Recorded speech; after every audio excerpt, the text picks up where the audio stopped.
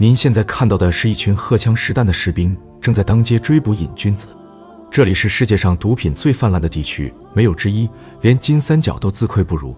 即使是在国外记者的镜头下，他们也丝毫不会掩饰对这些吸毒者实施暴力。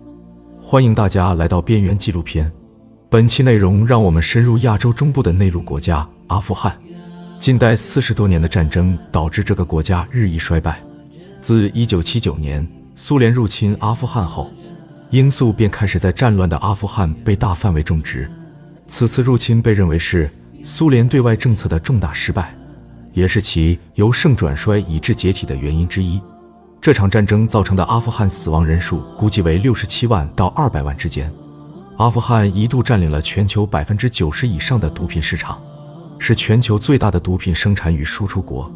毒品经济占据了国民经济的半壁江山，素有毒品之国的别称。在巨额利润面前，任何改变似乎都是徒劳无功。即便如此，阿富汗依然属于世界最贫穷的国家之一，他们每年都需要从外国进口粮食，上百万妇女和儿童长期营养不良。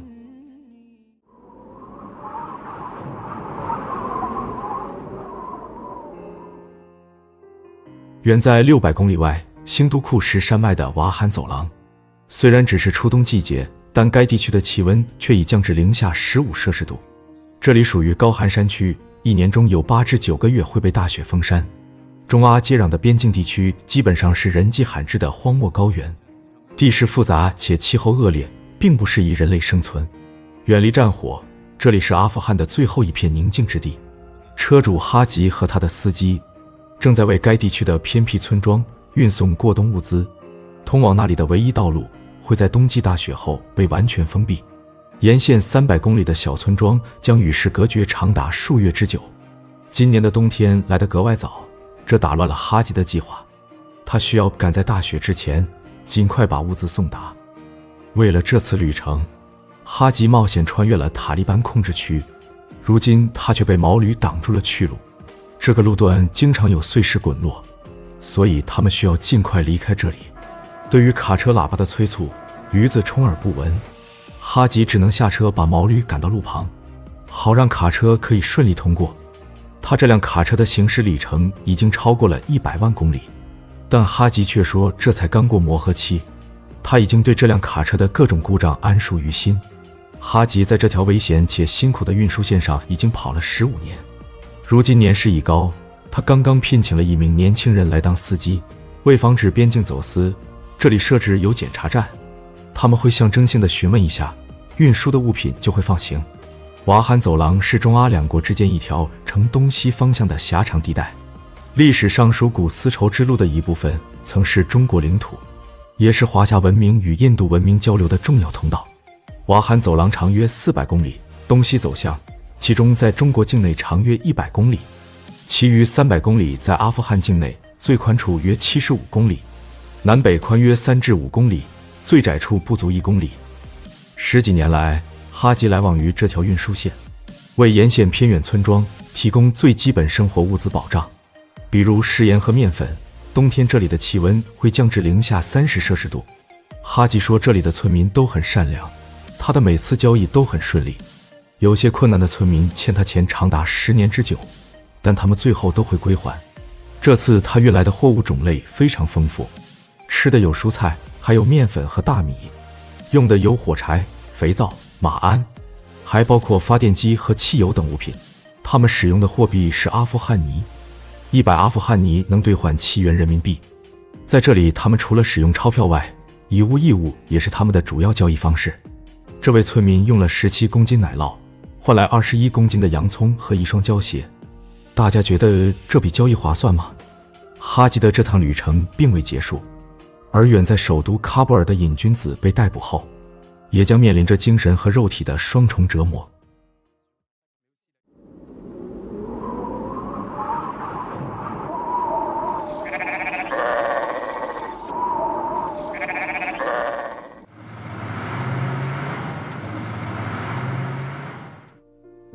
此刻，哈吉和他的司机还颠簸在瓦罕走廊300公里的运输线上，沿线零星坐落着几个小村庄，村民们都需要他的物资来度过漫漫寒冬。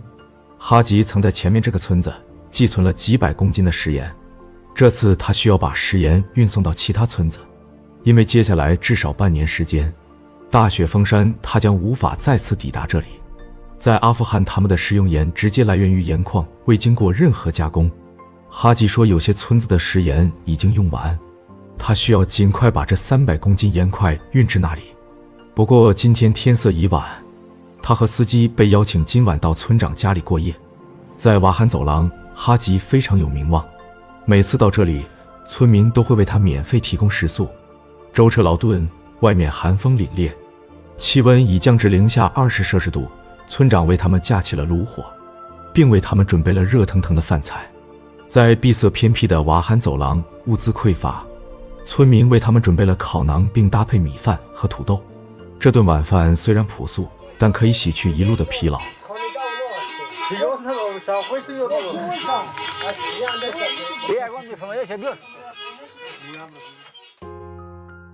阿富汗人的主食是大饼和抓饭。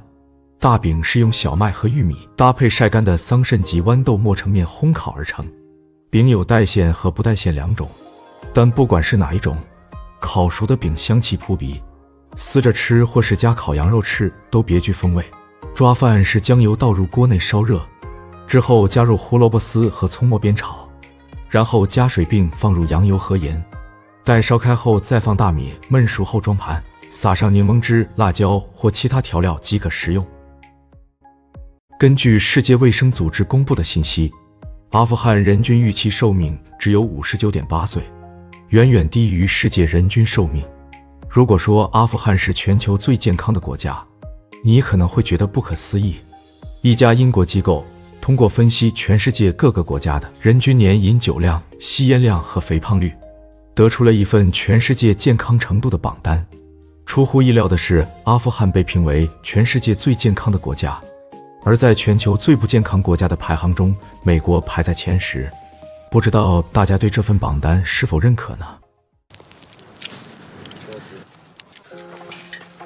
经过一夜休整，清晨司机早早起床，开始为接下来的旅程做准备。因为晚上温度低，他们使用的劣质柴油已经被冻结，卡车无法启动。司机此刻点燃柴火，通过烘烤发动机可以解决这个问题。不过这样的操作也有一定的风险。其实在大部分国家，车主会根据气温变化给车辆更换凝固点更低的油品。0号柴油的凝固点为0摄氏度，负10号柴油凝固点是零下10摄氏度。加热发动机可用发动机自带专用加热棒加热，或用热水泼发动机底壳，用明火来烘烤油箱或是发动机底壳，容易引发火灾等意外事故。在这里不建议大家效仿。简单处理后，他们发动了卡车，并踏上了接下来的旅程。越深入走廊，路况也变得越差，路面被积雪覆盖，且道路也越来越窄。10几年来，哈吉在这条路上从未出过事故，但此刻他对新过来的年轻司机感到担忧。他觉得在这种路况中不能走得太快，这里的道路很窄，勉强能使他们的卡车通过。旁边是落差深达100米的悬崖，遇到对向来车只能后退至路面宽一点的区域。在这样的道路上倒车也是非常危险。经过询问，得知前方路段状况很糟，他们需要谨慎驾驶。在这条路上，哈吉一向谨慎，但年轻的司机觉得状况并不算太糟，这使得哈吉很生气。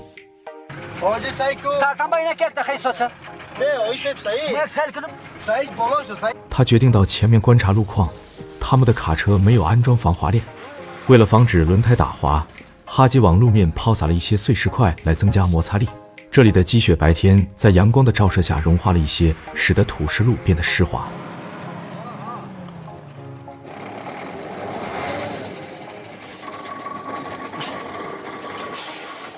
他们的卡车发生了打滑和溜车，路旁也没有任何掩体保护，如果车辆失控，那将十分危险。他们决定在路面上铺撒一些土石来防止轮胎打滑。现在他们所处的位置海拔为3500米，哈吉此刻感到精疲力尽。一般人体在海拔3000米以上的高原，暴露于低压低氧环境中后，就会产生各种不适。这个高度是随着个人的体质不同而有所不同的。他们经过几个小时的艰难行驶，终于抵达当地的一个村庄。这里的牧民以放牧为生，一位牧民想把他的牛卖给哈吉，但哈吉觉得这头牛的个头并不大，他只愿意给235欧元，折合人民币1700元左右。但牧民觉得他的牛至少价值335欧元。哈吉听到这个价格，直接扭头就走。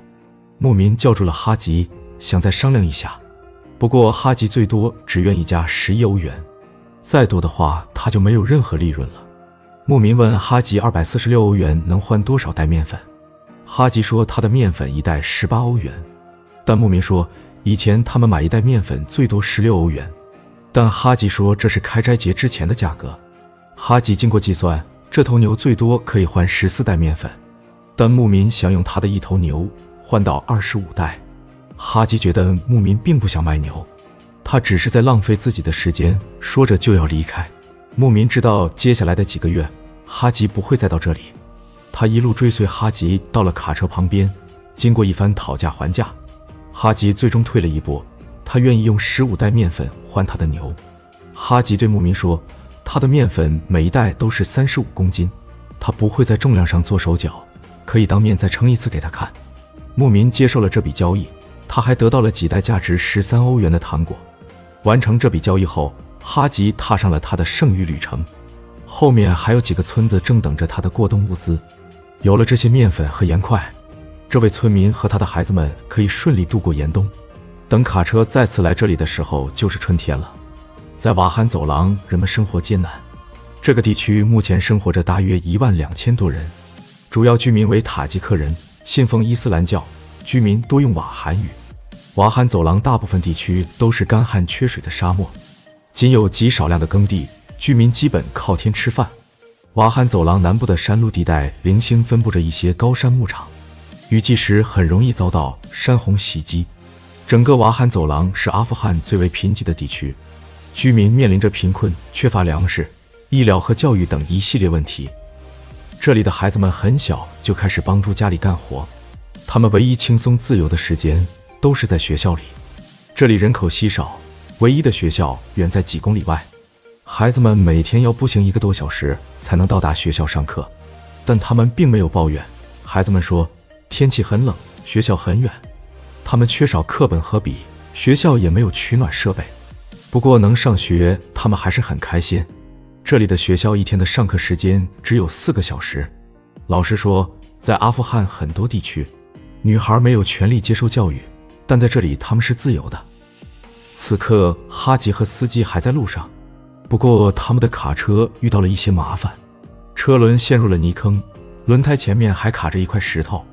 旁边的牧羊人向他们伸出了援手，司机想通过千斤顶来把车轮顶起来，好挪走挡在前面的石块，但是卡车纹丝不动，他们只能一点一点地铲平地面。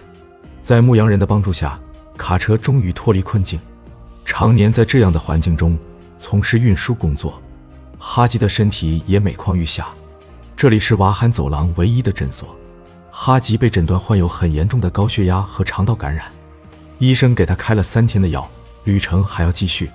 他距离走廊尽头的村庄还有1天的路程，而这也是旅程最危险的一段，道路变得更窄，也更崎岖。下坡路如果车轮打滑失去控制，将会非常危险，因为旁边就是落差数十米的陡峭坡面。他们这一路时走时停，作为一名优秀的交易员，哈吉利用这段空闲时间去谈一笔买卖。附近有牧民想用他的羊换一些面粉等货物，牧民想以90欧元卖掉他的羊，但哈吉看了看羊的牙口，发现缺了几颗牙，这样的羊不会怎么长肉了，并且有可能会饿死。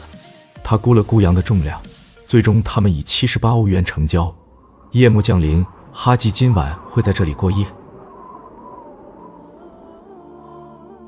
年轻时的哈吉曾是一名游击队指挥官，他曾到巴基斯坦购买武器，然后用毛驴把他们运送回来，带领队员与苏军战斗。15年前，他开始来往于瓦罕走廊的这条运输线。那时候这里的居民甚至不知道香皂是什么。送完最后一批货物，他将会在返程时带上沿路交换的牲畜。阿富汗虽然干旱贫瘠，但气候却适合罂粟生长。苏联入侵阿富汗后，搞乱了当地秩序，各路绿林好汉也纷纷在该国境内种植罂粟，以提高自己的经济实力。像阿富汗南部粮仓赫尔曼德河谷，很快就沦为毒品的主产地。可以说，罂粟祸根已经深深植入阿富汗的土地。在这个拥有3900万人口的国家中，据说有多达500万的瘾君子。这个国家正在被海洛因蹂躏，特别是其首都，在喀布尔，每天有数以千计的吸毒者被追捕，他们被捕后会被拉去强制戒毒45天。这里之前是一个美军基地，后来被改造成了一个能容纳1000名病人治疗的戒毒所。如今这里人满为患，居住环境显得脏乱差。